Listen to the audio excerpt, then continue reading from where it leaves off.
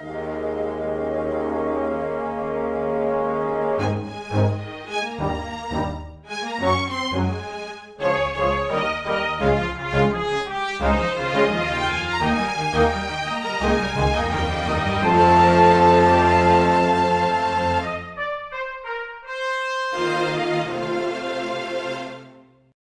everyone.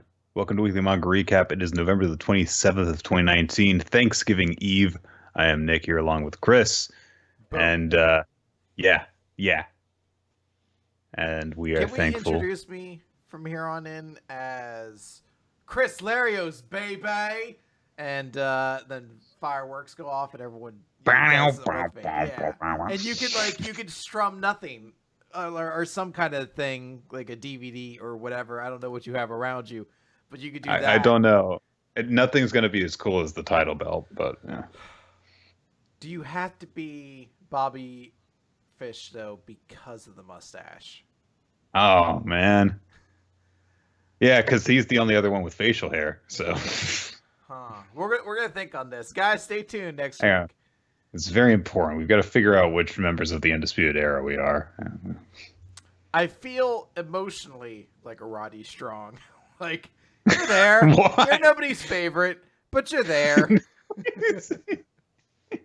You're very impressive, but like you're last on everyone's list. Yeah, like if it's a fuck, marry, kill on the members of the Undisputed Era, you're always everyone's kill, which is weird. There's only 4 members. You could have been the one they ignored, but everyone chooses kill for you. And everyone marries Kylo O'Reilly because he's so dreamy. Yeah. I actually had a quick topic. It was very regular conversation. Yeah. Go For ahead. the impenetrable comparisons to the Undisputed Era that our see, manga podcast. We're actually topical because NXT is also on Wednesdays. Anyway. Yeah, we're insulting our direct competition by talking about how much we'd like to marry them. So it as Nick mentioned, in America, this is the Wednesday before Thanksgiving, Thanksgiving Eve, and outside of maybe like the Friday or the Thursday before Memorial Day weekend, it is probably the biggest travel day of the year. And I work probably about a half hour away from where I live. I take the highway to get there. And I'm kind of anxious. I'm not a super huge fan of driving on the highways just because the highways in Pennsylvania are pretty sketchy. Well, and you took the bus to work for quite a long time too, right? So I didn't even drive for a very long time. So I was a little nervous about getting home. So I was like, okay, you know what I'm going to do? I'm not going to take the highway. I'm not going to risk it. But I'm going to use Waze. Have you ever used Waze, Nick? I have never used Waze, no. Okay. I've actually heard good things about it though. So yeah, same as I downloaded it. I've had it on my phone for a very long time, and I said, okay, today's the day I'm going to use Waze. And I was like, because I just wanted to see, maybe give me a heads up, maybe it could divert me in case there's like some really bad congestion or something like that. I chose the most stressful like driving experience to choose to do this. Oh. And it was only until I started driving that I realized a little bit ago I had saw a tweet that informed me you could go into your phone and change the voice on your Waze navigator to the Cookie Monster. And apparently I had done that. So it's me trying to nervously like navigate the very cluttered back streets of Harrisburg. As it's just like, turn left now. Num, num, num, num. Watch out for cops ahead. They could take your cookies. And I don't use Waze enough, so there's like, I guess bleeps. I guess there's like high scores you can get in like pointing out things on the road. So I'm like hearing my phone have like sound effects going on at the same time as Cookie Monster's like, missed left turn, make you turn up ahead. So I'm like, guys, a gorge, Cookie Monster. I was really nervous, and I don't know if I'll be using that app again. I still love Cookie Monster, mad respect, but that was not the day. You just don't want Cookie Monster directly addressing you. You want to see him be comedically annoying other people. You know what? It's not even so much that. I just don't think he's made for the world of direction giving, because far too many of his comments require him to commentate on cookies as well. So right. You get to a comment where it's like, turn left here. And then immediately afterwards, it's like, turn right. But it's him like, make your cookies are good. Oatmeal raisins not best, but still fun sometimes. Turn right! Like, wait, what? It's like he's in the car with you, with like the map, and he's like, "Me like oatmeal, but not as much as me like chocolate chip." Oh, turn! We're dark. He's like, "Come on, you're not paying attention." Duplos get bad reputation, but almost just as good as Oreos in some situations. Missed turn back there, by the way. Like, Cookie Monster, you don't want to give me an earlier heads up on that? Me talking about more important things right now. Duplos are more important than what we're talking about right now. They getting home. Listen, me know what me about. Me Cookie Monster, not give directions, monster. They don't have one of those. You get what you get. Millennials, jeez. Me thought you know. You should have known what you were getting from what was on package. Me no berry lead, me Cookie Monster. You lucky you get any directions. Just like the idea of Cookie Monster getting impatiently resentful.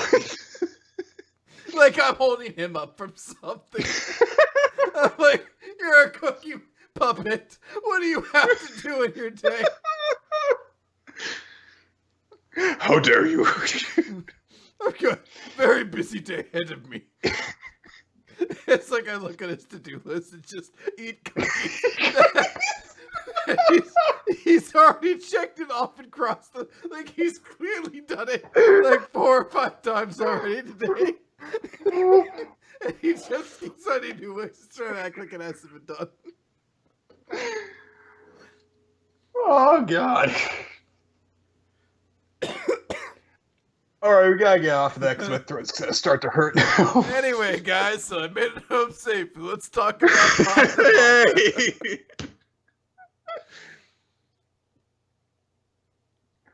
Oh! Alright. Oh man, you guys might as well turn the episode off. Nothing's gonna top it. Yeah, I know. How do I get just one title out of it? Oh my God. Oh. Oh. Alright, we say goodbye to Cookie Monster now. And now we say hello. We say hello to Manga Monster. Oh. It's a weird week for updates for us in terms of our weekly series. We knew ahead of time we weren't getting Dr. Stone. That was, advertised the end of last week that we were getting it. Then, however, we had another Crunchyroll issue. This is like a very regular thing by this point. It's just, even if it doesn't happen like every few months, when it does happen, it's just like, well, yeah, it's Crunchyroll, of course. So Eden Zero did upload a chapter this week, but it was the same chapter as one of the 2 that was uploaded last week. Oh, wow. So I don't know if we were supposed to get chapter 72 or if there was some sort of mistake and that was why we got 2 chapters last week. Either way, there's no new chapter for us to talk about, so there you go. I was like, is there a Twitter account that I should be following that just explains why Crunchyroll does things that I don't understand? Like, am I going to get one? Because I keep getting the notification from Flash that they're like, hey, just a heads up, in December, we don't support Flash anymore. And the only thing I know that specifically uses Flash, because I have to approve it every time, is fucking Crunchyroll. Oh, man. Maybe once they actually have to update that stuff because the Flash isn't going to work anymore, maybe it'll suddenly miraculously be perfect. I don't know. That's all it needs. So we're short a few series that we would normally discuss. So let's get into it. My Hero Academia, chapter number 251, just 1 week. That would have been a very different tone for that Bare Naked Lady song. It's been just 1 week since I looked at you. Just 1 week, and it's kind of over. I need more time. Go away. I wish I could actually rip on that more, but I don't know any of the lyrics to that song. Does anyone know any Bare Naked Ladies lyrics at all? Because it's like I know one song because someone sent it to me. They were like, "This song reminds me of your character in Dice Funk," and I listened to it and I was like, "You know what? I like that one, but I've never heard it played anywhere outside of that. And if you Okay. asked me to name another Bare Naked Ladies song, I don't even know. Is it called One Week? Because if it's not, I So don't know. I'd be I like, think it's did they do the Breakfast at Tiffany's song? so. Uh, this is picking up where the whole kidnapping of Natsuo by ending left off. Endeavor is staring down this villain from his past. And we begin with ending screaming at him.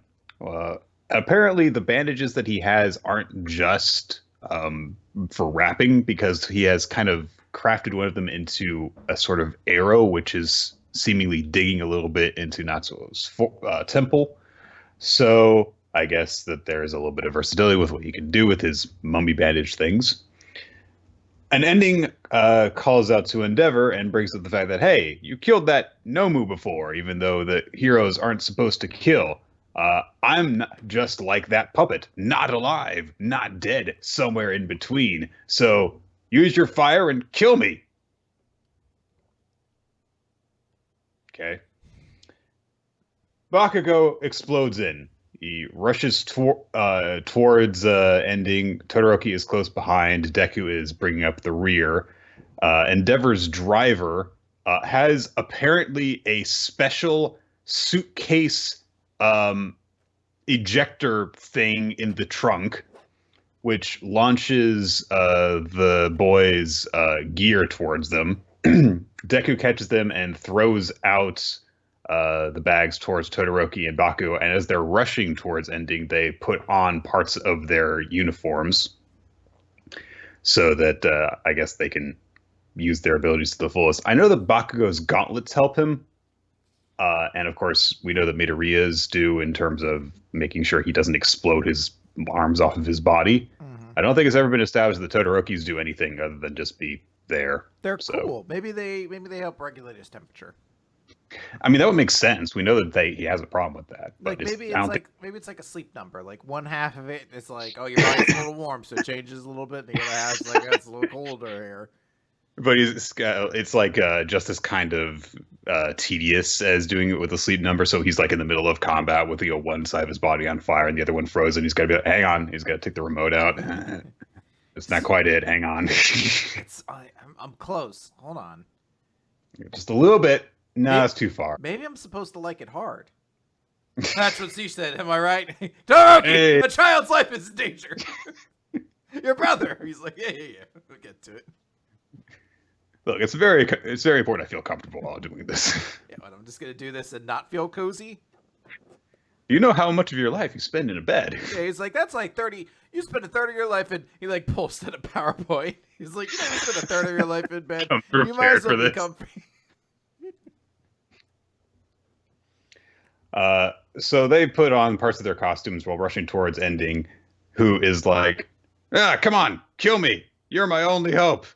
And Endeavor realizes, oh, that guy's kind of off balance. I could reach him faster than these kids, but he pauses and hesitates again when he sees Natsuo bound up in the bandages, and he just kind of stops for a second. And Deku rushes by him while the others continue to burst ahead. Ending continues to rant, and Todoroki focuses, and he focuses on the technique that he has been observing Endeavor performing the entire time that they've been training together, focuses his quirk on a single point, and releases in a big burst forward. And Ending keeps on going like, kill me, while using his bandages to reach out on further back on the road and start flipping some cars up into the air. Because apparently the road was only abandoned for them to have this showdown for up until right now. Yeah. It's a little bit odd. Afterwards, a lot of traffic came by. Everyone directed by Cookie Monster. And it's like, no, turn up there. They're like, just a horde of Cookie Monsters go, turn. You all supposed to turn back there. Wait, Cookie Monster, aren't you supposed to alert me if there's a supervillain attack going on in this road? Supervillain attack on road. Turn right, make you turn. Supervillain not taking cookie, so me no care that much. Sometime when you take bite of cookie, it look like you turn. Oh, that's cookie humor for you. Oh, you have fruit bar in head. Never mind. Oh God. Yeah, Well, instead of the oh Joker. wow, you dead. Okay. You gonna eat that? You no need wallet. Me used to buy cookie in your honor. Grave robber Cookie Monster. So, ending, of course, uses this to threaten that, more people are going to die. He even actually dangles Natsuo's body out in front of one of the cars. But Bakugo blasts himself forward, snags Natsuo out of Ending's grasp. Uh, Deku goes to work, blasts himself into the air, and focuses. And he's like, "I can do this. I just got to figure out how to handle two processes at once without thinking." And as he does this, he throws out the black whip, snags all the cars, and lowers them to safety. And Todoroki rushes in and delivers a fire punch thing to Ending's stomach and takes him out. And Endeavor goes over and he catches Bakugo and Ending, or I guess might just embrace them. It's a little hard. I think he just hugs Bakugo and Natsu. So, of course, the point of all of this is the fact that, of course, the three students did what Endeavor told them to do. They acted faster than he was able to in order to save the day, and each of them took a step forward in a slightly different way. Todoroki and Deku mastering their quirks in different ways, and Bakugo focusing on saving the person in danger rather than doing anything else. And they were able to do this, of course, because Endeavor hesitated, but nevertheless, they did it, and they do demonstrate a lot of progress in executing this so quickly. I have to say that in terms of the big step forward moments that Deku has had in the past, this one was just kind of like, it's really just there. He was trying to use this new aspect of his quirk, this new quirk really, and he did it. And that's basically it. I know that, training montages and time skip things, and then suddenly the heroes are better, are just a thing in shonen manga. Not really knocking that. I'm comparing the stuff that we've gotten from this sequence to the series itself, though, and it's just kind of there. I don't really feel very strongly about it. Yeah, compared to making like one whip that during the whatever the school fights or whatever you want to call them, to he can make multiple of them kind of at will, and he's like pulling cars away. It doesn't feel as significant because it's also sharing screen time with two other characters having their big moment.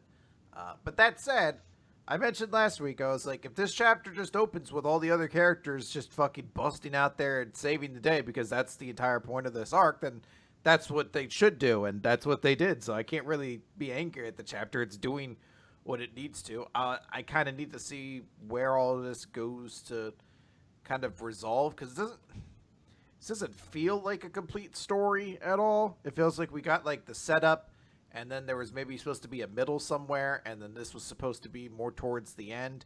But it feels like since we didn't get that middle, this kind of feels awkward. What does it really felt like we've spent enough time with these kids not being able to catch up to Endeavor or anything like that? Yeah, I guess because that middle part was more focusing on the family drama stuff. But also this has just been a not very long whole sequence with them training. So No, not really. So I don't know. I guess it was just a necessary thing in terms of like, okay, we've got to have a thing where the characters get stronger.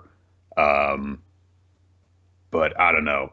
In terms of this, it's weird because like this year, pretty much the least interesting aspects of My Hero Academia have been just focused on, Deku and company, and the most interesting stuff has been when it goes to other places, whether it be stuff with Endeavor and Hawks, or whether it be with stuff with the League of Villains and all that. And it's just kind of we're checking in on our actual main characters and seeing that they're not really up to incredibly interesting stuff. So, or maybe this would have just been more interesting if this was just about Todoroki. Yeah, I think so. Like we've stapled on Bakugo and Deku because they also need growth, but this feels like a story that's much more centric around Todoroki. So if it had just been about him, this would have felt cooler. It kind of dilutes the experience by having them share the spotlight with him. Especially they don't add anything. We kind of mentioned before that it felt kind of weird for Deku to just spontaneously be like, hey, here's what I think all of your problems are. It's like, maybe this would have been better as just like a 3-chapter side story that didn't involve Deku at all, and this had just been about Todoroki.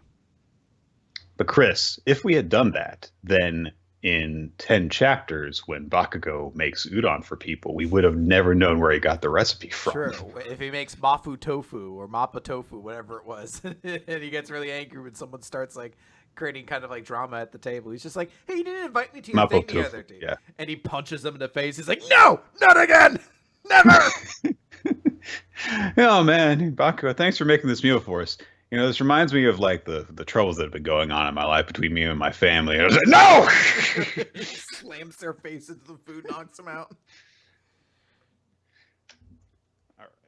Let's move on to Mission Yozakura Family. So I have 2 things basically to say about this chapter. 1, I didn't actually like it all that much. I'll just say that up front. 2, it got a color page, which is a great sign for a jump title at this point in its run. Samurai 8 didn't get a color page at this point, so yeah. But Nick, so this could be a good sign, right? Obviously, yeah. I can't cancel it. No. So hopefully this is a good sign because I like the majority of this series better than I like this chapter, and I want to see more of it. So the big thing in this chapter, which is chapter 4, is mission 14 date, is that Taiyo and Mutsumi go on a date. Now, they don't actually set off with the intent of doing that. It sort of seems like it's starting off like it might go that way because Taiyo is reading in Weekly Spy magazine about, going on a date because, you don't have a whole lot of freedom and you could be neglecting the person close to you, which is very similar, of course, to that chapter we got of Spy Family where, our main couple ended up going on a date, and that was because Lloyd was worried about his cover being blown. And so Taiyo is worrying about that, but the reason he actually goes out is because he gets a call from Hatokayama saying that there is something that's going to go on at a carnival, and so he's got, or an amusement park rather, and so he's got to go and stake it out. As it turns out, however, basically everyone who's at the amusement park is either there with their family or friends or as part of a couple, and meanwhile Taiyo is just there being a weird loser all by himself, looking really suspicious, and he's like, this is bad. How am I going to do this work if everyone thinks I'm super suspicious? But fortunately, Mutsumi had thought of this and decided to go and join him so that she could help out. So there's a lot of jokes in this chapter about how weird all the other couples surrounding them are, because there's a couple that looks, big and muscular and intimidating. There's a couple that's, a couple of really weird looking tattooed punks. There's a couple that look like Secret Service agents, but they're all just kind of weird couples. They're not up to anything. There's even a kind of funny moment where like the Secret Service couple, one gives a diamond to another, and they're just very professional about it. It's very cute. And then eventually there is a fight that happens between a couple of people who are apparently very crazy about each other because they have guns with each other's names on them. But they get into a fight about this and they start shooting at each other. And Taiyo has to use his electric gun to knock them out. And it turns out they were an assassin couple, but they were just there to have fun. That was all. There was no exchange apparently going on at all. But nobody got hurt as a result of Taiyo handling the situation. And afterwards, Taiyo gives a rose to Mutsumi that he wanted to give to her earlier, but it got messed up because of the big thing that was going on with the fight. But he gives Mutsumi the damaged rose, and he's like, "I'm sorry, it got damaged during the gun battle, and I wanted to show you a good time as thanks for all that you've done for me, but I wasn't able to." Oh, but Mutsumi is blushing because she's embarrassed and shy, and because he did something so sweet for her, and she accepts the rose, and Taiyo's like, "Oh, that's nice." And then at the very end, we cut over to Kyoichiro, who has just learned that, the married couple has gone on a date, and he's very unhappy about his little sister going on a date with someone. That's about it. So a couple comments on this. One, beginning of this chapter led me to believe this was going to be the chapter all about now, and it wasn't at all. It was just like a one-page thing. And I'm very shows annoyed. up at the very beginning, and that's it. I want my goddamn Buckethead chapter! He's the only one who hasn't had a chapter focused on him. Yeah. It's a bummer. Also, I don't know if anyone here has ever read Black Cat before, but there are a couple images of Mutsubi in here that I was like, holy shit, she looks exactly like fucking Kyoko from that series. To the point I was like, I had to look up. Did this mangaka work on Black Cat or something, or is this the mangaka for Black? That would have been a while ago. So. Yeah, that's why I was like, I don't think so. But it was weird how much it kind of felt channeled in this chapter. But the last comment is just the fact that once again the series felt like it really had to twist its own premise for the sake of a joke, which felt like it kind of underserves a little bit of it. Like, there are a couple things I found amusing. You know, there's some sort of silly humor in the idea that he falls asleep on a roller coaster because it's actually calm and relaxing in comparison to stuff he does as a training. And some of, like, the couple jokes were a little bit funny when he keeps thinking all these different couples are obvious gangsters and they're just people in love. But the actual, like, end conceit of the chapter just felt, I don't know, cheap as a way to be like, here's some action and an end and a resolution. All the silliness happened, though. Also, I mean, you brought up the point a couple weeks ago about Mutsumi feeling like she's just very there. And this was a chapter that prominently featured her again and was largely about her relationship with Tayo. And she just kind of came off as more bland and normal. Like she's just the character who's there to be helpful and warm and kind to everyone else. And that's not bad in and of itself, but you got to give me a little bit more to sink my teeth into. And I thought that there would be at least a little bit of that, and there wasn't really. So, yeah, no, I agree. All right, Samurai 8. Sadarma employs his super secret technique that he needed someone nearby to give in case he went unconscious, to give back his weapon so that he could actually do it. And Hachimaru was there because Hachimaru was like, I guess Dharma needs me, and flew up there and gave it back to him. And now it's chapter 28, Dharma the Initiate, and Dharma's back in his regular human form. And he says, I fucking kid you not, Benkei, no more secrets, just like you said. For one thing, I hate keeping the cat in the bag. Boo! I would love this character so much more if all he did was make shitty cat puns all the time. Like, he cuts Ben's arm off. He's like, uh-oh, looks like it's kind of catastrophe for you right now. He's like, and he cuts him again. He's like, sorry, is this fight too quick? Maybe you'd like a pause button. God. Here, I was thinking you would be like, oh, no, watch out, or else you'll lose one of your 9 lives. But no, you just went for, like, using the word cat. he throws it really far. He's like, I hate to cat a poultry. Like, you don't have to hit the word cat that much. You've been doing this for an hour and a half. I get what you're doing. Hits him with a bunch of whips. He's like, how do you like my cat a 9-tails? They're like, that's not really a pun. That's kind of where the etymology comes from. So Benkei's like, wait a minute, you're the Kagayasha style's Dharma. It's like, yeah, that's right, guys. Dharma is Dharma.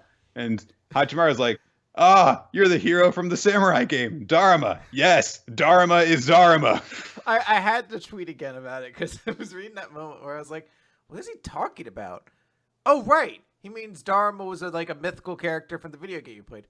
Oh, right. Dharma created a video game to train Hachimaru to be an expert. Like, every time it comes back to my mind, I have to forget that piece of lore is, like, actually canon in the universe. And important, yes. Yeah. So Dharma's like, well, don't get too close, Hachimaru. Stay behind me, kid. And Hachimaru's like, kid? He's acting different somehow. Well, yeah, he's acting, cocksure and arrogant. Yes. So a turtle flies up behind them. I think that it is like, I know that it's, Dharma's like key holder. I'm sorry. There's so many terms in this series. I have no idea what happened in this chapter when he suddenly transformed. I was like, where did all that shit come from? And I was like, Oh yeah, I guess there was a giant space turtle that appeared behind him. Like, it's so hard to like read what happens in these like in a chapter of Samurai, because there's just shit in the background of every fucking panel, so I can't actually tell when something happening is significant. Like in every other manga, I feel like if a giant space turtle showed up, I'd have been able to recognize it. But in this series, you could miss it. Yeah, it's the Great Tween. Yeah. So Dharma says, "I'll finish up this fight soon." And Hachimaru says in response, "Well, you're just saying that because you can't actually see what we're up against." And Dharma's like, "Huh? Oh, didn't I tell you? I can see." And during battle, my visual sense is activated under AI control. For processing speed purposes, the visual quality is low, but it looks kind of cute to me. And we see that he has vision, but the vision is like 8-bit graphics, basically. So, it's very, okay. Yeah, it's very pixelated and blocky, which is an amusing visual. It's tough to buy it where he's like, I need the processing power to not fully develop these. Meanwhile, fucking samurai things like develop instantaneously into like shields and armor and shit. I'm like, yeah, I guess turning the graphics setting to medium would probably disrupt this whole system. Gotta turn off shadows and anti-aliasing. Yeah. Oh god. So sorry, my graphics card isn't good enough to handle this. That's when Hachimaru gets impaled with the spear. He's like, sorry, I need to upgrade some more RAM.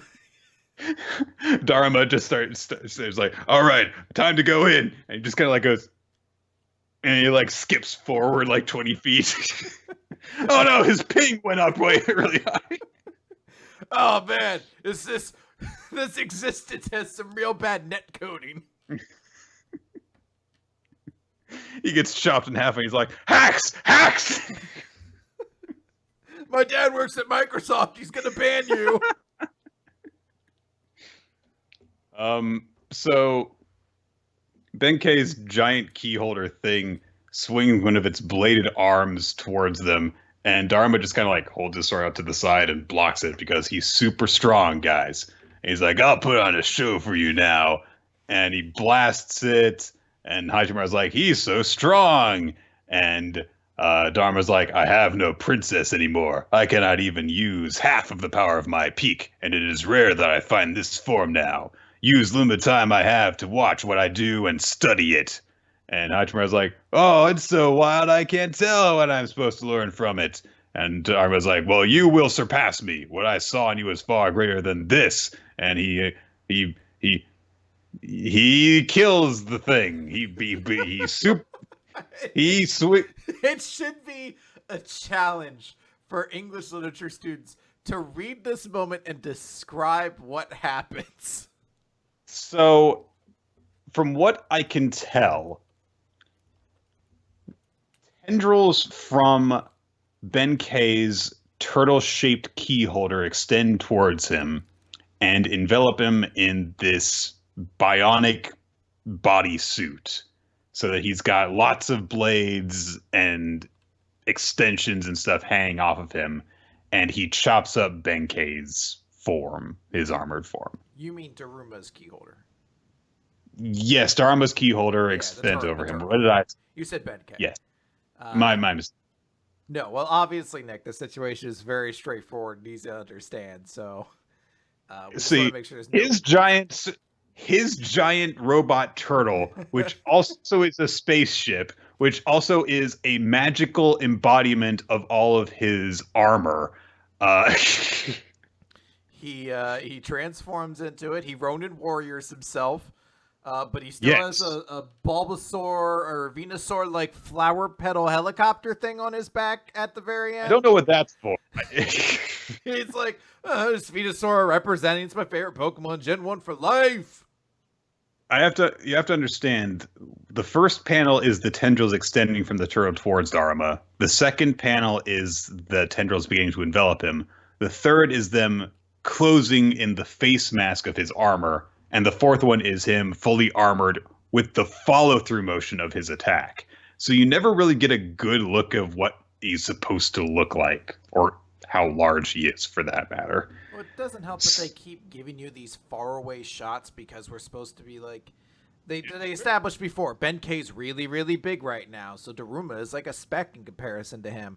So we keep getting all these shots that are really far away that don't even seem to have a purpose. Like in the panel where he does his big move, the first panel, my master, is like this weird faraway shot that isn't even focused on Hachimaru. So he closes up in afterwards. You're like, why am I not seeing any real shots of this guy's, like, what he fucking looks like right now? It's very important to have establishing shots, guys. So Benkei recognizes this holder as the Yokozuna class holder, Yoken. Yokozunas are samurai related? They're sumo. Like, he tries to attack with like a leg blade now that his arms have been chopped off, and Dharma blocks it, and then jets fire, and he tries to get away, and Dharma goes after him, and Hachimaru is just watching it. The best line. So this is what a space battle is like. Fucking as we look at a page of incomprehensible gibberish, like it's just like the impression you're supposed to get is like a scene where it's a bunch of people in the air. You see the schling kind of sound effects from like blades meeting each other, but you can't really get that so well, and it doesn't look cool in the slightest. It's something where you can tell that Kishimoto had, not Kishimoto, it is Kishimoto, yeah, my mistake. He had an idea in his mind, and he scripted it out, and then when it was passed on to his artist to render it, it didn't quite work out the exact way that he had it in his head. I don't know if it would have been better if he had done it himself or not, this whole thing is weird and stupid. But anyway, Dharma wins. It's interesting you say that. I wonder if, when all this is said and done, and I feel bad because I wonder if, because I imagine Kishimoto will be okay from this. He'll probably recover and eventually have another series if he wants to. But I hope this doesn't fuck over the artist, that they catch some kind of blowback from this. Because I have to wonder if it's some kind of miscommunication between Kishimoto and the artist, that Kishimoto has all these crazy big high concept ideas that just aren't capable of being conveyed practically, or they're incomprehensible to anybody else that's not him. Like, this is some Hideo Kojima type thing, and he's just gonna recite what he wants to, and you're like, you sure? The baby's inside of his fucking stomach and it gives a thumbs up? Alright, I'm gonna go with what you say, I guess. Maybe there wasn't enough time in the planning process for one to properly communicate to the other what they needed to do. I don't know. So anyway, Dharma wins. Benkei is left with just like his regular body, and he's like missing. He's basically like Frieza at the end of the Namek saga with the one arm and no other limbs. And Hachimaru's like, he won. And Benkei's like, what is this? My body won't regenerate. You can use the Soroken? And Dharma's like, yes, I am an initiate. Of course, I've mastered it. You can't go back to your old body again. It's just like the scar over my right eye. And he grabs Benkei, and like his spinal thing is sticking up out of his head. And then suddenly they get communication down on the planet, and Kotsuga overhears their conversation because Dharma demands to know why Benkei has Yoshitsune's samurai soul. The other samurai soul you have in your stomach, that one undoubtedly belonged to Yoshitsune. Do you think I can't deal with key protection as weak as yours? And his computer goes, hacking memory unit. And we see that there is a visual of when Benkei was younger, serving Yoshitsune apparently, and then there's Kotsuga, also there, and then dead. The princess is dead, and the locker ball is there, and Kotsuga is just standing in front of them, and Dharma's like, I know all your secrets now. And he says, "You drove Yoshitsune to disintegration, and now Kotsuga, his own son, is your new tool." And Benkei's like, "Well, now that you know, there's no use hiding it. That's right. I'm the one who stole everything from him." Oh no, not Yoshitsune, that character who might have been named before, I guess. Anyway, yeah. Oh, Kotsuga has been serving under Benkei through deception this whole time. Okay. I'm very interested to know more about fucking. Don't you want this Kotsuga. Douchebag to be redeemed? I know.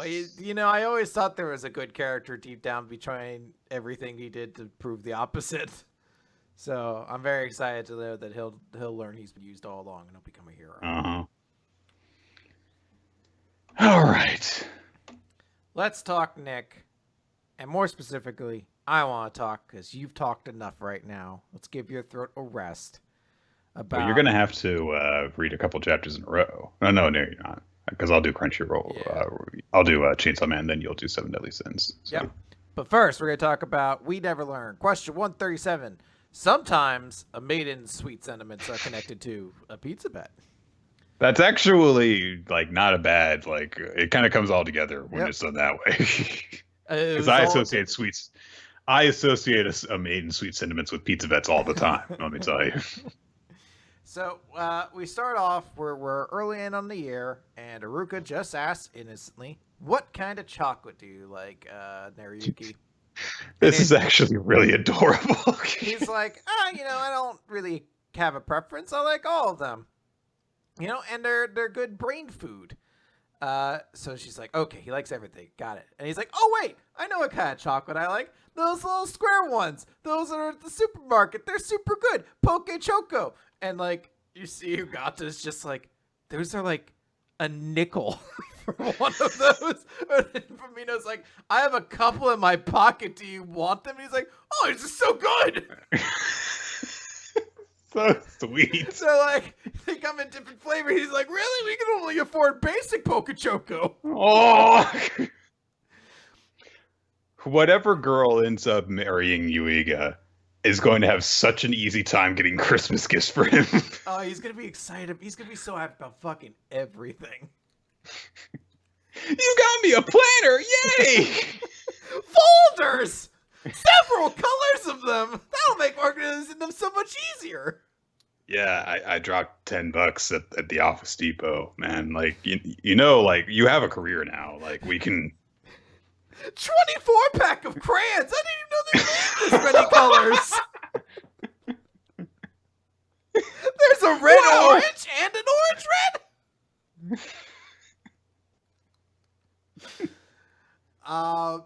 So the girls, Ruka specifically, is really fired up.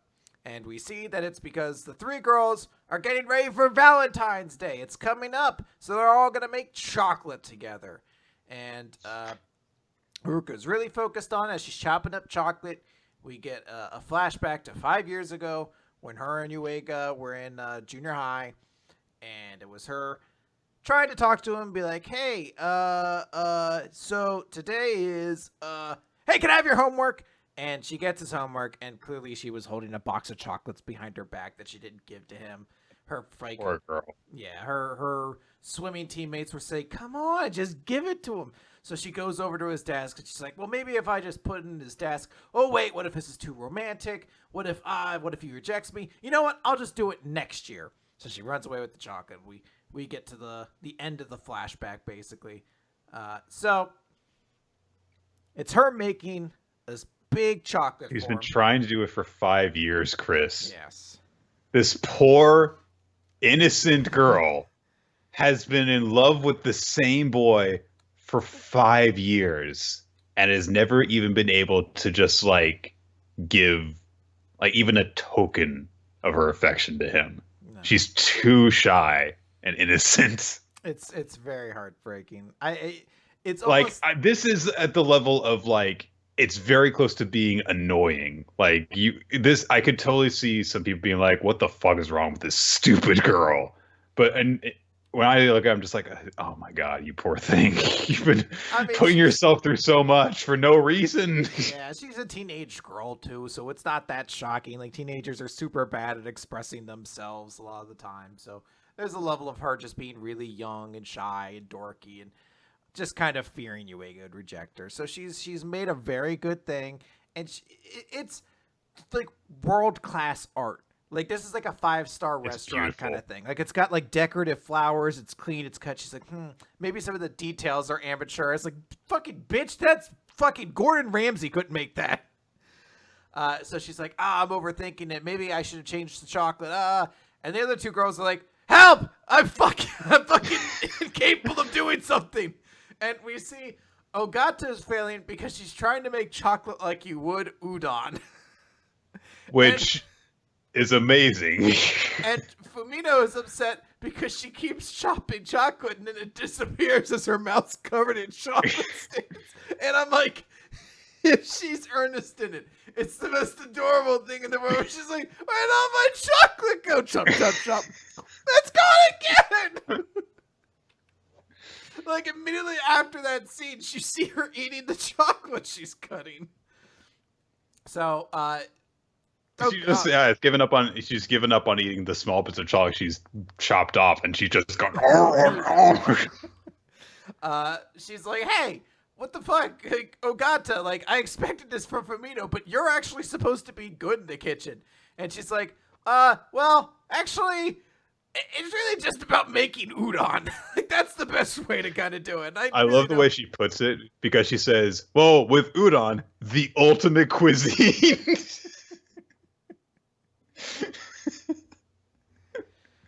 There is no food that is superior to udon.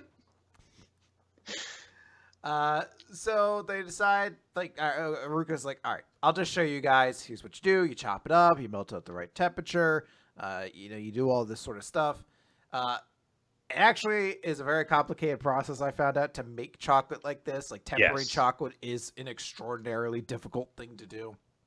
There is a reason why making chocolate is such a staple of, romantic manga series or romantic subplots in series, is because very few people regularly make chocolate like this, and then they find out, oh, it's really hard. So I think this is really annoying.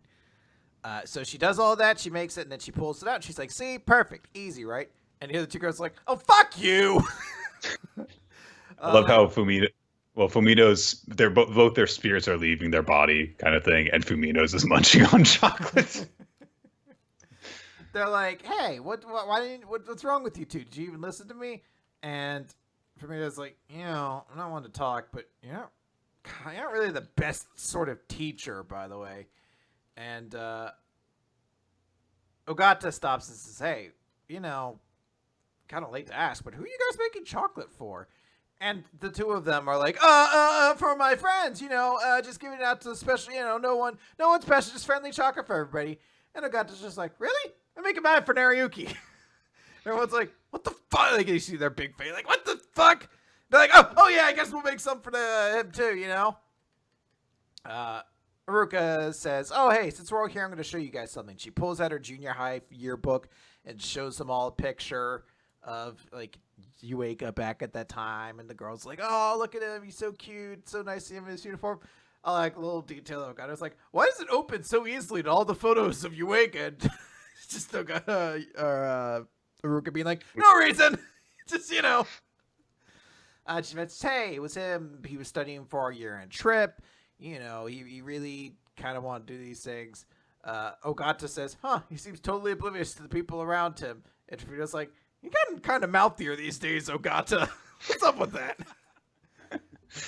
And Fumino's like, I wish we could have gone on like a year-end trip together. So Uruko's like, why don't we do that? And all the girls like, yay, let's do it. We could go to a hot spring sport or something like that. And Ogata's like, no, well, it's not fair. You have this book and I don't. I want it. Give me the book. So they give her the book in exchange for 3 bowls of udon. No. That's not what happens. No, Fumino's like, oh, Richan, she'll trade it to you for 3 bowls of udon. And Uruka's like, no, I won't. So they're all focused on the going to a school-end festival or a school-end trip, and everyone's like, "Oh, cool, it'll be great." And Naruyuki's a gentleman; we don't have to worry anything about it. And he's so lucky getting chocolates from 3 cute girls. So they cut to school. Aruka literally fucking floats in through the school doors.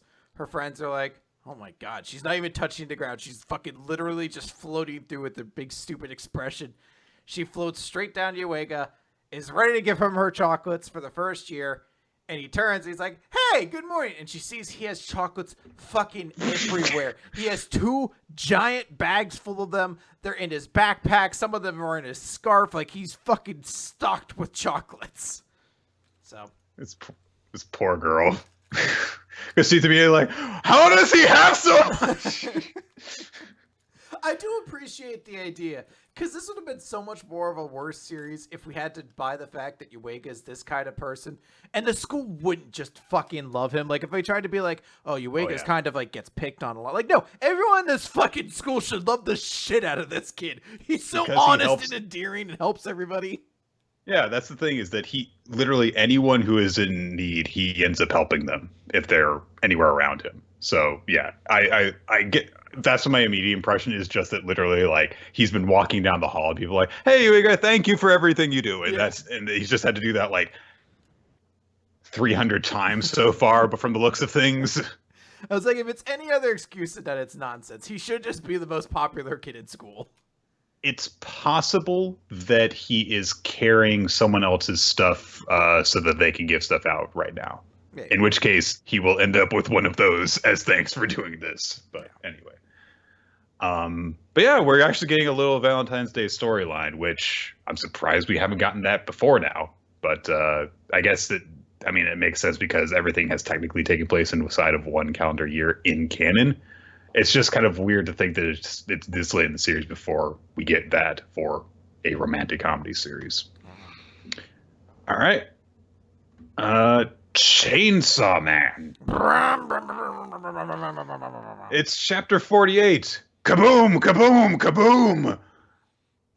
So Riz and Denji fight in this chapter. And that's almost the entirety of it. It's an awesome fight where Denji gets his ass kicked a lot, and Riz is actually talking to him and giving him advice on how to fight better while they're fighting, because she clearly has a much greater mastery of her devil powers than Denji does. She tells him he can't just swing his chainsaws around. He actually has to understand his powers. And so Denji's like, huh? And then he sees that she has left a finger on his chainsaw, and she holds up her hand to indicate that that is her finger. There's a little fuse coming out of her finger, and she goes, boom, and the explosion goes off. And when the smoke finally clears, Denji comes roaring out of it again, and she blows up on him. Knocks him up into the air. She does the big DBZ combo thing after knocking him up in the air, she goes up after him, beats him all the way up. She transforms her leg into a missile and seemingly launches him down back into the ground. And there are some bystanders eventually who see him, and she observes that his body is regenerating, and she's like, huh, all right. But he's basically just a legless torso at this point, still trying to fight her, and she just holds him up by the neck and explodes him. Possibly multiple times, because there are multiple boom sound effects, it seems like. Finally, the smoke clears, and Denji is now just a head with part of a torso attached. Doesn't even look like he's bleeding anymore, because maybe his wounds have cauterized. And so she starts just carrying off his body as she walks over a bunch of bodies along the way. But one of the bodies that she walks over is Hayasaka's, who uses this to sneak attack her. And the final page of the chapter is a big full-page spread of him cutting off the arm that is holding Denji with his sword. And that's it. Very fast-paced chapter. Some really cool action, though.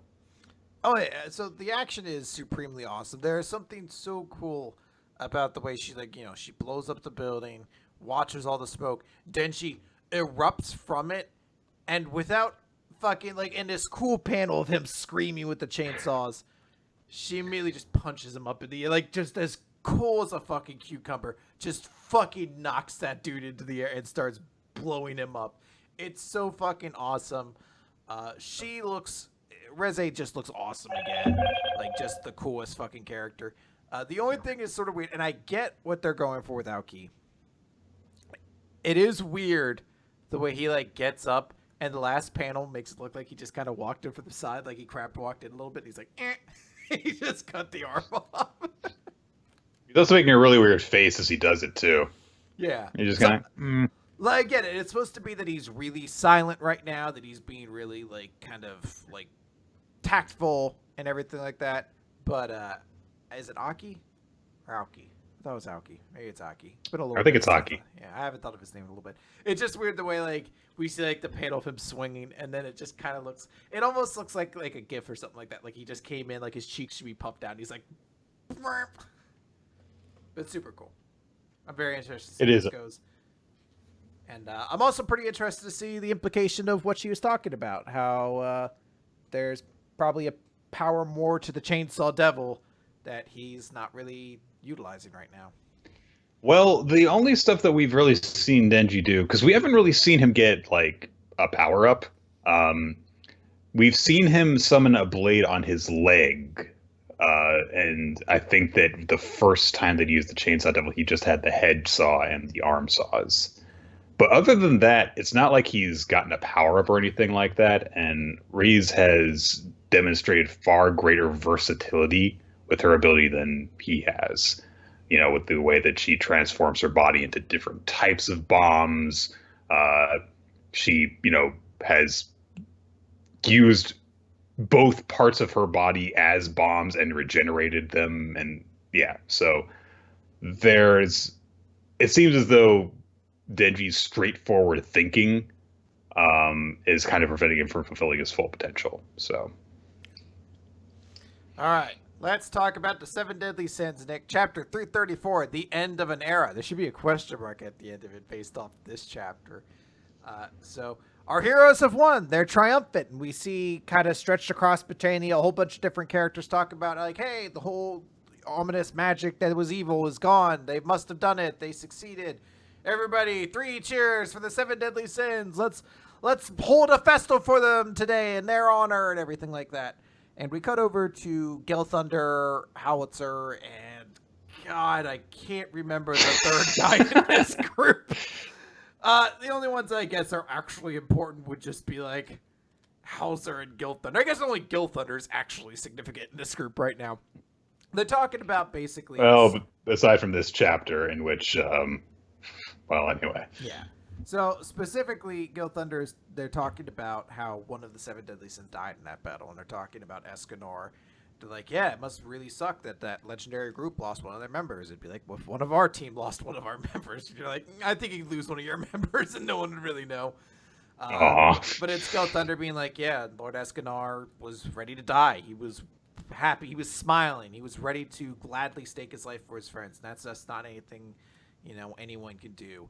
And Hauser's like, you know what? I look up to that guy. I want to be a holy knight like him someday too. And they're all like, yeah, you know what? Let's do it. Let's have a drink. To the 7 Deadly Sins, to the Lion Sin of Pride, to the tomorrow that they protected. And it's very nice that the Demon Sin of Pride, or the Deadly Sin of Pride, is the one who is now being looked up to by everybody else after his big brave sacrifice. Mm-hmm. So the 3 of them are drinking, and then who should show up but Vivian? Bum, bum, bum, bum. You thought the series was over, but it turns out there may be more after all. Another rock may fall on Elizabeth. There might actually be more. I'm going to stop trying to predict this because we've been wrong multiple times, and I'm not going to assume anything because this thing that they are implying is going to happen could take 5 chapters to resolve, or it could be an entire other story arc. I'm not going to bother trying to predict it. Someone messaged me. They're like, hey, what are you guys going to do when 7 Deadly Sins, We Never Learn, and I forget the other series, The Promised Neverland, like when they all end next year?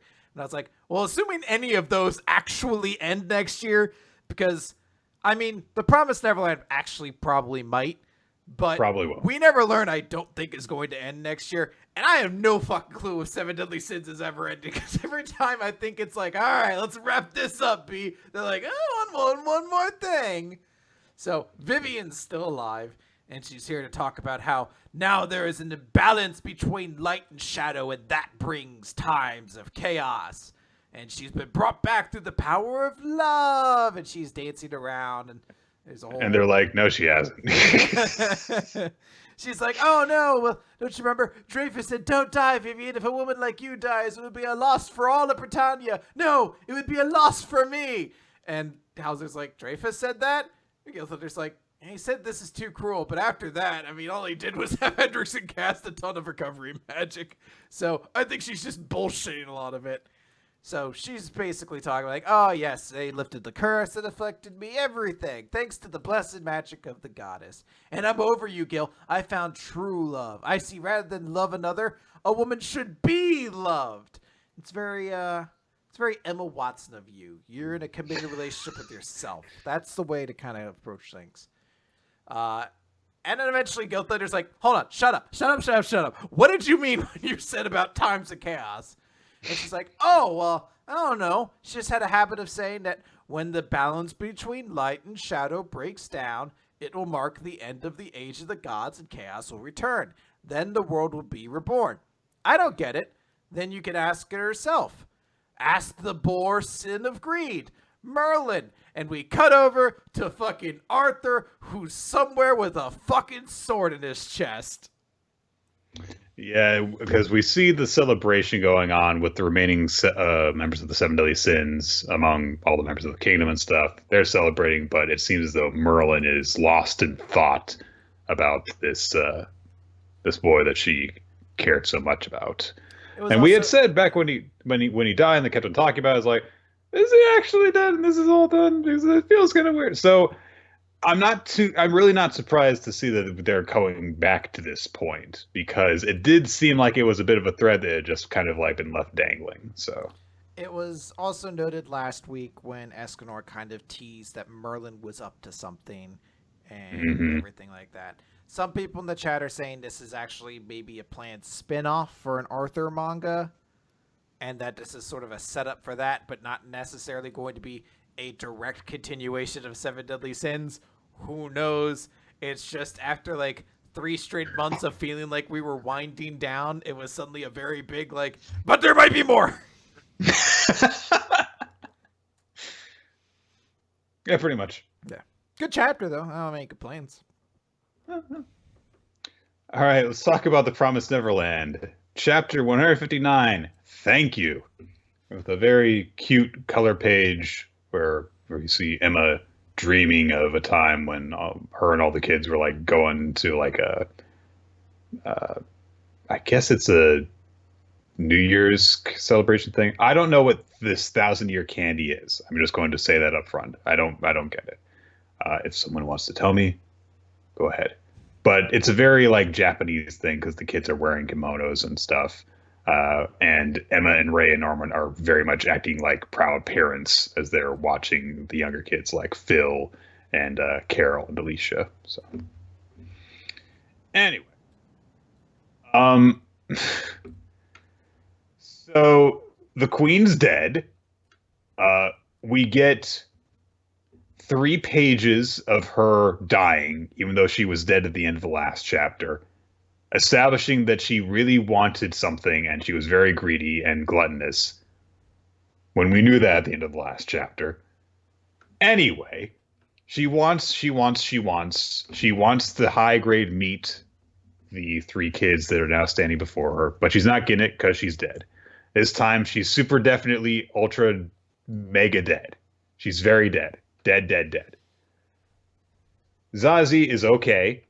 Thank God. Thank goodness.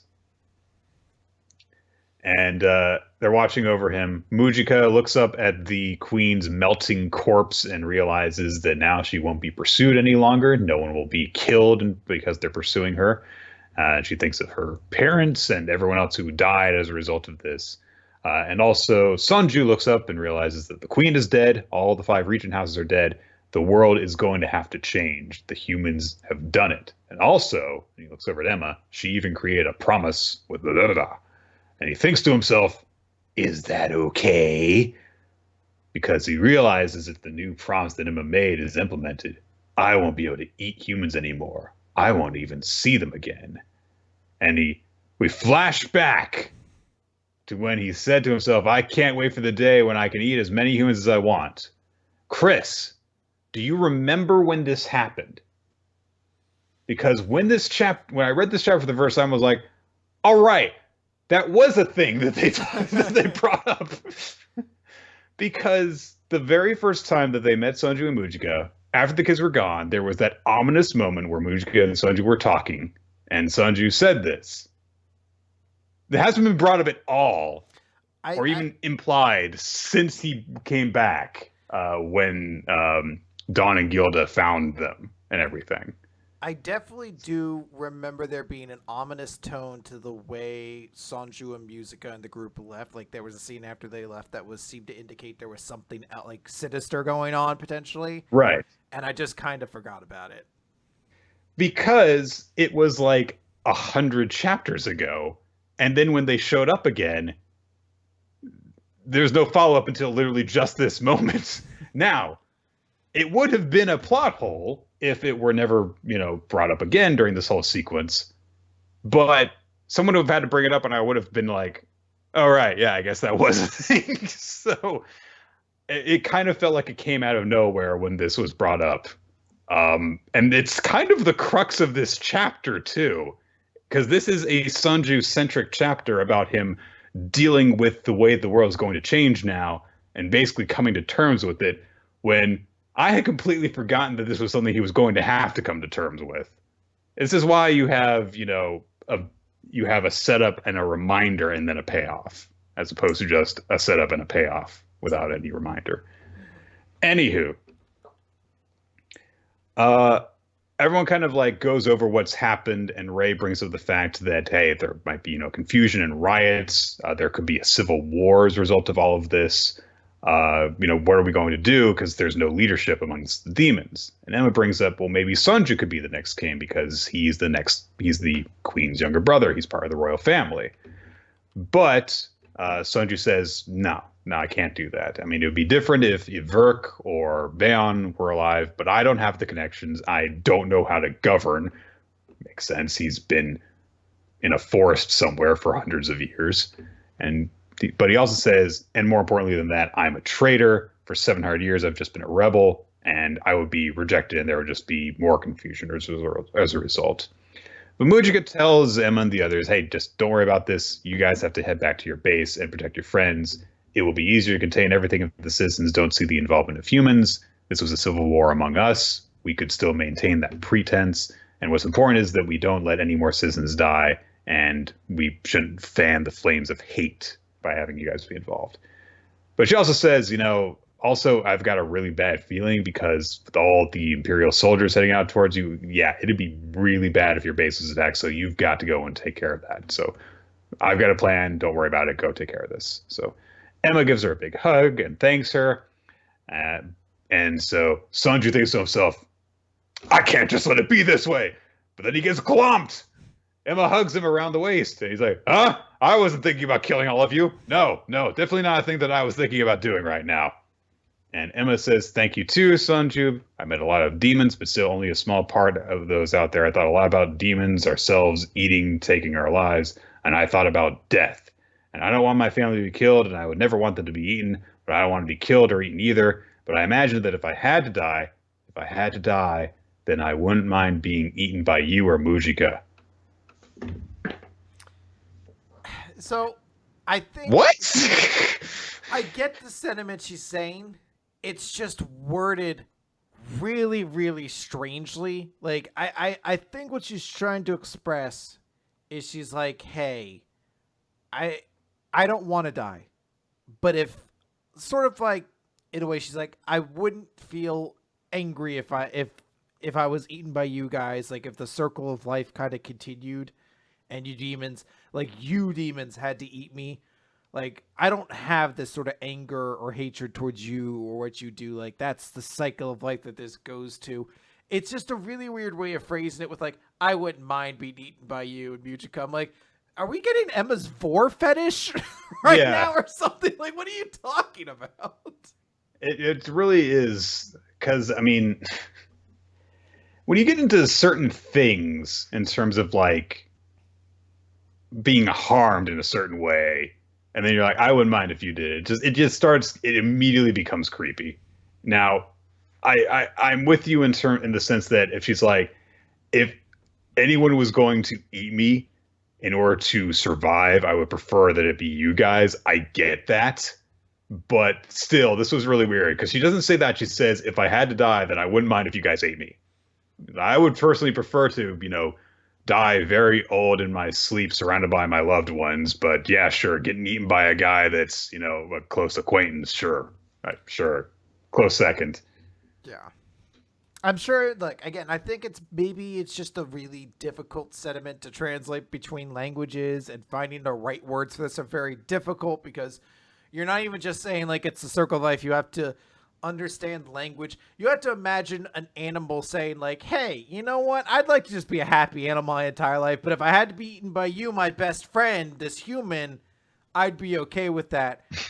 But, like, evolve it that you have to level, like, both sides have to speak and be sentient. So it's like, it's a weird level that's hard to comprehend exactly, but I get what she's going for. Weird execution.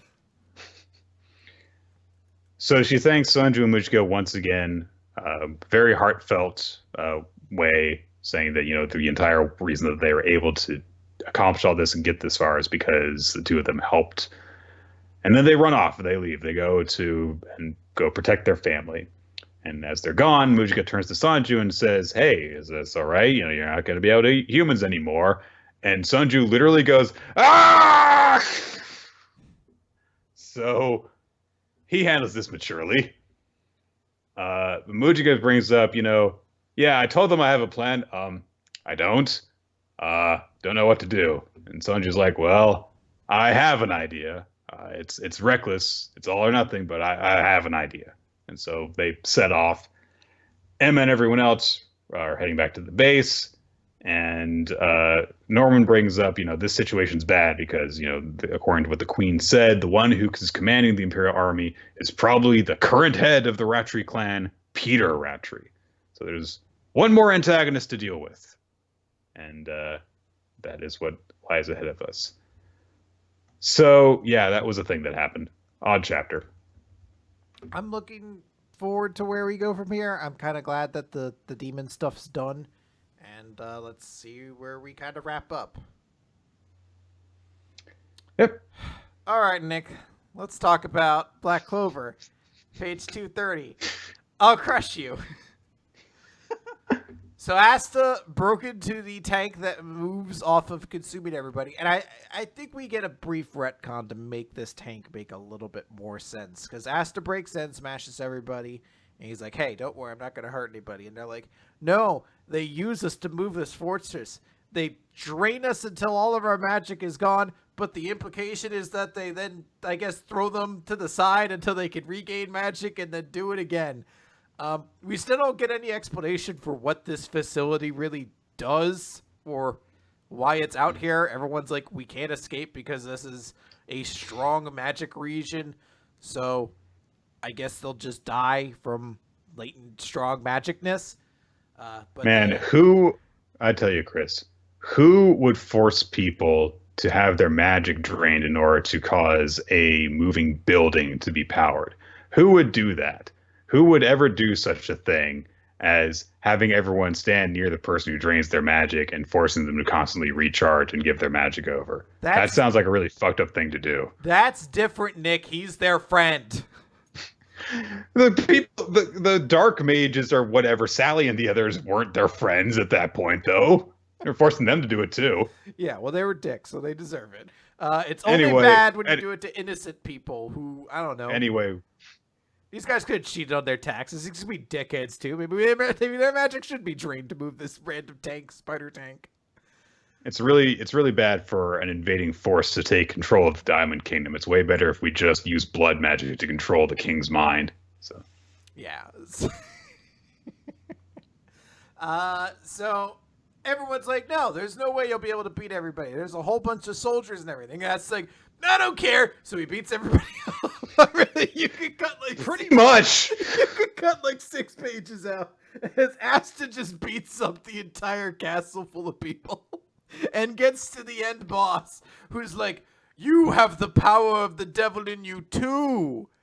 And then the smoke reveals, and you can tell immediately by the design, you're like, oh, you're not actually the important character. There was a moment I was like, maybe we're gonna. Oh, you look really plain. You've just got the crazy eyes. I was like, maybe we're gonna meet an important character to the forward momentum of this arc and everything like that. And then you see him, and you're like, oh, never mind. That's just gonna waste you in a second. And you're like, oh, he has the bit of the devil in him because he has poison magic. Oh, I've never seen anyone with poison magic, Chris. No, it's very evil. I want to start a running tally though. So I'm not going to count this one because I think I could justify poison magic fitting somewhere in the traditional elemental scale or whatever. But I want to start a running tally because they mentioned, you're like, well, the Clover Kingdom's where all the crazy powers are because you guys just unorthodox and crazy. I want to see how many members of the Spade Kingdom have weird, wacky bullshit like fucking like, oh, I have teleportation, butt magic or some shit like that. Like everyone's gonna have something wacky and weird. So I just want to start a count going forward. Has it started now? I think poison's fair enough to be like, I can see it, but I want to start it. It doesn't matter. He just gets fucking clowned immediately. Asta channels his third sword, and because of that, it cleanses all of the poison inside of him. And he beats the guy in one big swing, and he says, hey, you know what? Sacrificing for the sake of your country, you want to fight? Fine. You said you had the devil's power, but it's only a tiny piece of it. And he beats the guy. Literally, I think slashes so hard, he cuts the fucking tank, like, city part above it, like, slices it across, and the whole thing kind of separates, and then we see the visage of a devil looking over it, and ominous. I'm assuming that's the Spade Kingdom devil that we're supposed to be hearing about. Like a tease to it. Or maybe it's Asta's devil. It might be. I'm assuming we're supposed to be getting more teases to it. But then again, I don't know. This entire thing is very odd to me because there's no, like, it's supposed to be a big moment of, like, Asta beats up these people who are dickheads. And he looks super cool. Look at him just beating up everybody. It's like, he was doing that before. And we don't know these people. Like, this isn't like a big payoff. This isn't like the Celestial Dragons where, like, you were watching them be shitheads for, like, 3 months and everyone was afraid to do something before Luffy finally just punched one. This is like last chapter introduced, like, hey, the Spade Kingdom are dicks. Next chapter, Asta's defeated the Spade Kingdom. Well, one guy in the Spade Kingdom, but yeah. We haven't actually seen the whole thing, but all the Spade Kingdom evil goers outside the one guy that got teased before has been defeated so far. Pretty much, yeah. All right. Just, yeah. I have no thoughts on this chapter of Black Clover, by the way. It was literally, it felt like it was just the same as the last chapter, and the last chapter was just too long to be one chapter, so they made it two. Chapter 963 of One Piece, Becoming Samurai. So we get a little bit of a flashback within a flashback, basically, of how Dogstorm and Cat Viper heard the tale of how hundreds of years in the past, the Minks and the samurai of the Kozuki clan of Wano made an unbreakable pact to be brothers, and that if anything should happen to either side, the other would rush to their aid. And so basically we see Cat Viper and Dogstorm hear about that, and they're like, foreign country. All right, let's go see it. And there is a really funny moment because they're out in this, little boat going across the ocean. They're like, where are all the islands? I heard there were a bunch. And one of them's like, yeah, I heard that there were more than 5 islands in the world. That many? Wow. It's so adorable. I can't tell how old they're supposed to be at the time, but they look like they're like 6. Yeah. And then, of course, we cut ahead to after the point that they had been found by Komusubi, and they got captured. And so all three of them have lumps in their head from when they were knocked out, and they're tied up on stakes, distraught. Um, and So they're like, "Oh wow, there's a monster dog and a monster cat and a river imp here. Is that beach cursed? Let's burn them." Uh, Fortunately, Odin is just out in the ocean fishing. He's got a huge fish on a rope, and he sees that these little kid monsters have been, attacked. And so he beats up all the people who have tied them up, and he's like, "Hey, you guys should be ashamed of yourselves. You only fear what is different out of ignorance. It is pathetic for you to torment little children. Bye." He just leaves them tied up. It's the best moment where he beats up everybody and he's like, "Goodbye." They have to be like, "Don't leave us." What the fuck? And so he does end up taking them back to his castle in Curry, and they end up getting fed. And so they're all thanking him. Although they keep on making jokes about Cat Viper having a cat's tongue, a sensitive tongue, because there's hot food, and he keeps on having difficulty eating it because it's hot. Anyway, while this is going on, they're talking about who they are, and so Cat Viper throws a bit of a fit, and then they bring up Komusubi, and he says, the boat that was carrying Mother and I sank, and we washed up on this land. But when we sought help, they threw rocks at us and called us fishmen. But Mother was injured, and we couldn't get back home. When Mother was dying, she told me that fishmen are oppressed all over the world, so I should claim that I am a Kappa. So I am Kawamatsu the Kappa, and I've been living on scraps and leftovers. So, interesting detail there. So, he thanks Odin's life, of course. Cat Viper and Darkstorm feel guilty over, Cat Viper rather feels guilty over wasting the food earlier when he knocked it away, and he helps to clean it up. It's still too hot. He burns himself again. Poor guy. I don't know. It's just such a cat thing to do, where he's just like, "This food isn't very good. It's so hot." And he knocks it off the table. And then it's because he's supposed to be like a good, fun character. He feels bad about it afterwards. But as soon as he starts eating it, he starts bitching. He's like, "It's still too hot." So Odin wishes them all well. And he's like, "Oh, wow, there are really strange creatures out in the world. And after I've met you guys, I'm really looking forward to going out to see even more than before." And he's like, "Be well, all of you." And then they're like, "Let us stay here. We're orphans." Well, Cat Viper and Darkstorm aren't orphans, but they're stranded. So the castle is even more active at this point.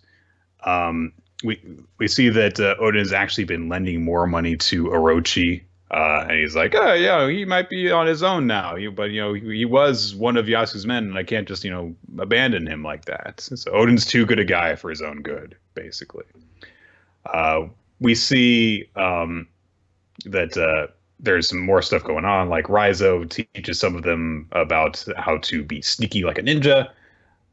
We cut over to Yasue's money has been stolen, and so presumably, like, they were having financial troubles as a result of Odin being bad with money. So a bunch of his men tried to steal it, and Yasue is like, "Oh, God, where do you find these people?"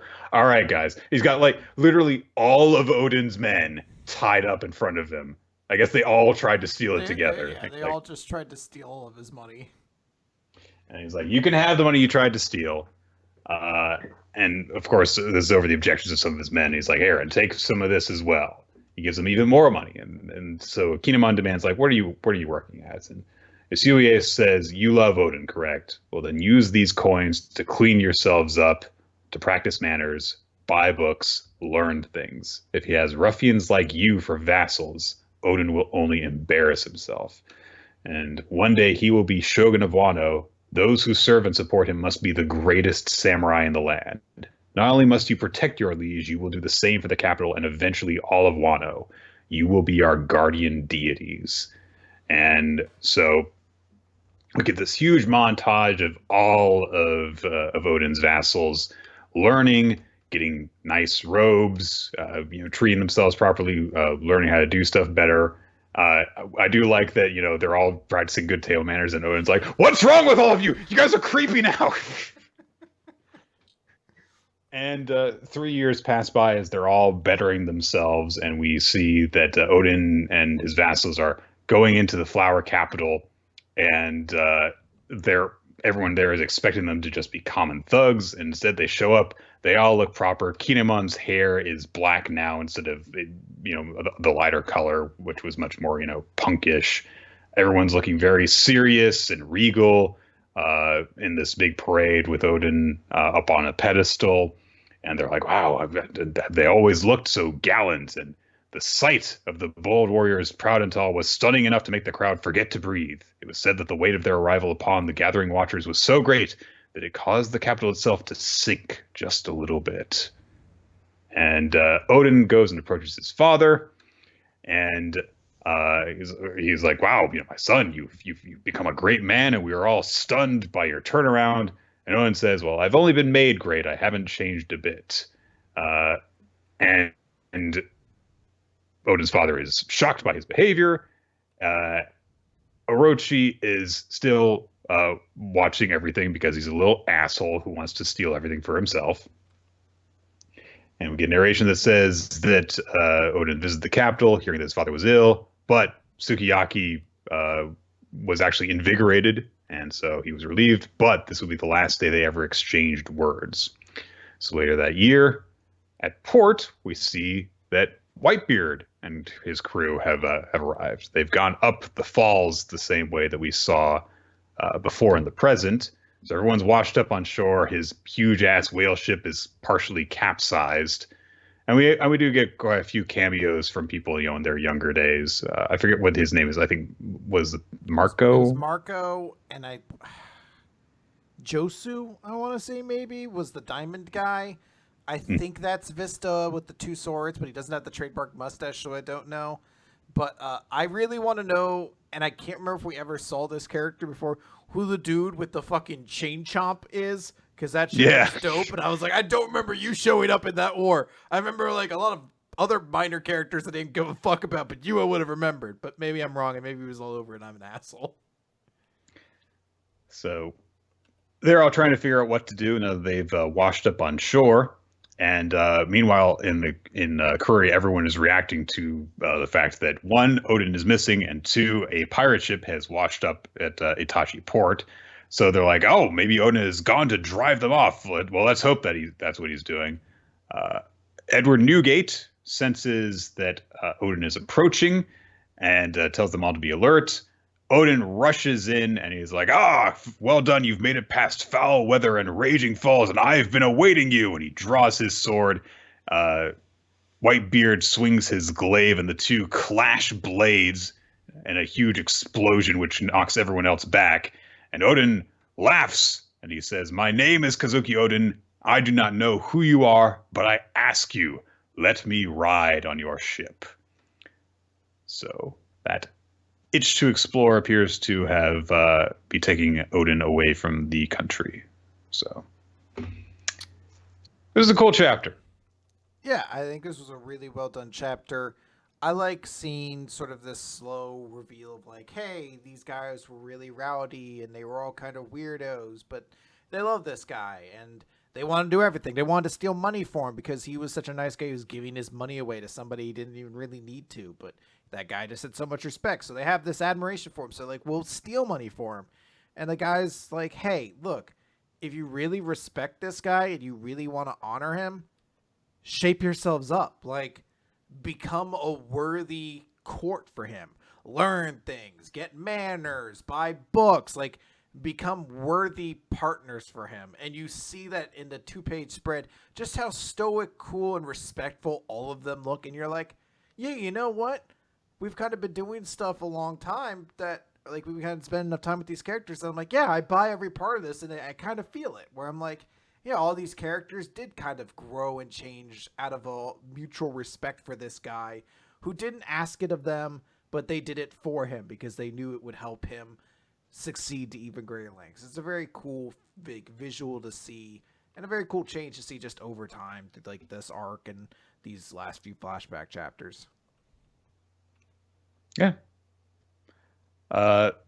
So this was a pretty short episode of Weekly Manga Recap, guys, just because there were fewer chapters than normal to discuss, and also some where not a lot happened, admittedly. But we thank you guys for joining us. Let's go through what our favorites were, Chris. So my favorite chapter this week is going to be One Piece. I thought One Piece was really, really strong this week. For character of the week, that I'm more caught up on. I'll wait to hear what you think. Well, my favorite chapter this week was We Never Learn. I thought it was a funny chapter, but there were also some, heartfelt moments. I actually really liked the moment where Ogata just cuts the bullshit and is like, yeah, I'm giving some chocolate to Narayuki because he's done a lot for me, and I want to show my appreciation for him. She doesn't necessarily say, like, oh, it's because I'm in love with him. It's just like, no, it's like, I freaking owe him a token of gratitude, and everyone's like, oh, yeah, we should do that. I like that. I really like, the stuff focusing on Iruka and how she's been trying to do this for a long time. And I just love the closing moment of Yuiga already weighed down with all the chocolates that he's been given already. My character for this week is going to be Yusuye, going over the moment where he tells everyone to, get their act together. I really like that. And it shows just the amount of influence that he had in this story, in this region. And the more that we learn about him in this backstory, the more that his death in the present kind of has weight to it. You know what? It seems cheap to do it because I feel like I've done it a couple weeks now. Maybe I haven't. I guess I haven't. I'm gonna give it to Reze. I think it was just super cool seeing her turn her leg into a fucking like missile and blow him up, and just that uppercut, and just how cool and competent she looks in all that, with how like effortlessly it felt like she just battered the shit out of Denji. Denji, that's it. Denji. How much they just fucking blast him away. So I'm gonna give it to Reze. Yeah, the audience picked Mission Yozakura Family as their favorite chapter this week, and Sanju from the Promised Neverland was the MVP. All right, fair enough. All right, guys. I disagree on both counts, but whatever. I guess fucking everyone could vote. All right, fucking whatever. You're entitled to your fucking opinion, I guess. I'm just kidding. All right, guys. Thank you for joining us here on Weekly Manga Recap. We record the show Wednesdays around 7:30 to 8 Eastern time in the evening. You can follow us on Twitter for updates at Diplomat Podcast, at RoloT, at Nick F. Time. You can also check out our past episodes on weeklymangarecap.podbean.com, on YouTube, and on iTunes, and leave a comment, rating, subscribe, all that good stuff so that you can help us out in the algorithm, rise to the top of the hobby section. We also want to give special thanks to our Patreon supporters who allow us great bonus content. We want to thank Steve Manor-Talkarst. You can find his artwork in a bunch of different places where he draws busty girls, and sometimes just, girls' butts, and just, sometimes non-lewd stuff, but generally speaking, I'm just... yeah, just as a heads up. The guy did have I draw boobs as his Tumblr handle, so... Yeah, I never even thought about that. I guess that dude really got fucked over when they took pornographic content off, but... There's not a lot that you can do about that. Oh, man. What are you going to do when your Tumblr account is I draw boobs and they're like, all right, PG-13 Tumblr now? Fuck, man. It's dirty. They did them dirty. Special thanks as well to Ninja X3i. You can check out the polls and everything they maintain, the Google Sheet that contains all of the recommendation stuff. We go through the votes for MVP and favorite series. Also check out the Twitter handle WMR Votes. It's an easier place to follow the polls and stuff that they conduct. Infamous Planet for the visual frame that we have for our streams. And Milo Jack Stillitz, check out their SoundCloud. Wednesday Del Chair, check out their YouTube for making the opening title for WMR. Yes. It's good doing. Are we ready to head off? I think that we are going to. Okay. All right, guys. So. Just got to get out of here. Just got to call Cookie Monster, get some directions. Yeah, Cookie Monster's my ride. We better get an early start because we're going to take about 5 right turns. Yeah, he's just going to be like, Oh, when Cookie Monster have stopped, get a entire cookie pizza for road. Like, yeah, you know, a pizza place doesn't make cookie pizzas, Cookie Monster. We can't call till we find one that does. Like, no, you need a bakery, my man. No, it's fine. Me no secret menu. Me know people around here. Me sweet talk to make cookie pizza. Me have connections. Why are you saying that in your low voice? Is there something sinister going on with cookie pizzas I should know about? Listen, let's just say Cookie you Monster. know want get visit from Cookies Associates. Cookie Monster had connections to Epstein. Had to be silenced. Like, wait a minute, Cookie Monster. What are you implying? That just wait, that cookie crumbles. He pushes me out of the car on the freeway.